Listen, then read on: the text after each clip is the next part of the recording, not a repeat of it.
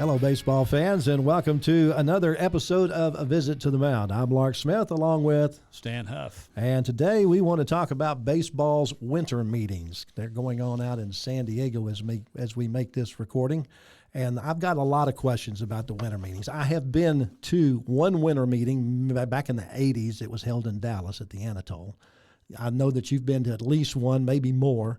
I've been to about 7 of them. Okay. First thing I want to know about the winter meetings is, first off, who attends baseball's winter meetings? Anybody that's involved in any kind of professional league.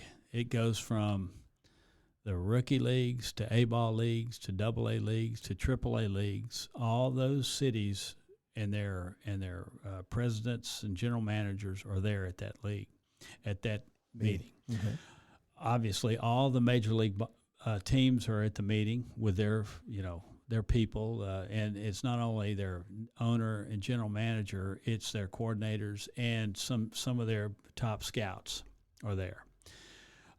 Also, during the winter meetings, what you see most is that's when they start announcing players signing. Right.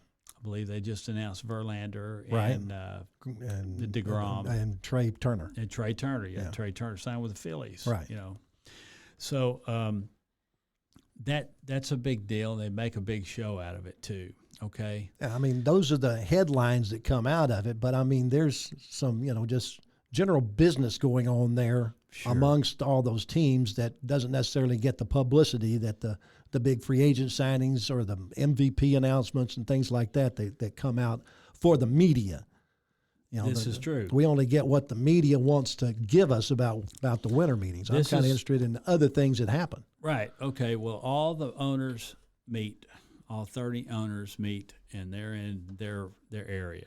Mm-hmm. Then you got the Players Association, the union. Mm-hmm. Those guys meet as well. Okay.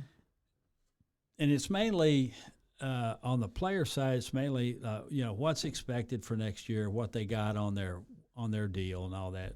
And the owners, I can't say specifically what they talk about in their meetings, but I know generally speaking, it's about money. Sure. And how they can make more money and all this. And in some parts of the owners' meetings, they'll have the general managers will have their own meeting as well. Mm-hmm. All the general managers will get together and talk about, how to drive revenue, that kind of thing. I know that's happened that way in the past. Now, each winter meetings is a little different than the other, but generally speaking, this is what they do in that arena. You got the owners meeting together, you got the general managers are meeting, then you got the players and Players Association head guys meeting as well. Now, scouts meet too.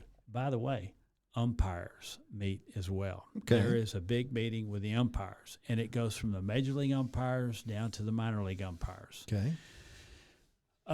Is that where they get these new rules that are instituted, or they come down from probably the commissioner's office, or maybe the owners meeting? The owners get together and decide that they need to make this rule, and Possibly. So they pass that on to the umpires, and the umpires pass it on to each other. And yeah. When they get out of the meetings, they make sure everybody's on the same page as far as how the game is going to be conducted for the next year. Okay, now let's go to the minor league side and affiliated ball. Mm-hmm. Most of the general managers that are there to find out about what they're going to be able to do to drive revenue for their own city at their ballpark. Now, this is where you got all these vendors that come in and promote their goods as to how it enhances that revenue. Like the promotions that they give away on, bobblehead night or whatever. Right, and then you got in the minor leagues, they have they hire these acts that come in. Before it used to be the San Diego Chicken. Right. Or Max Patkin, the Clown Prince of Baseball. Right. Now, these are guys that I don't think are doing it. Max, I think, has passed away. Yes.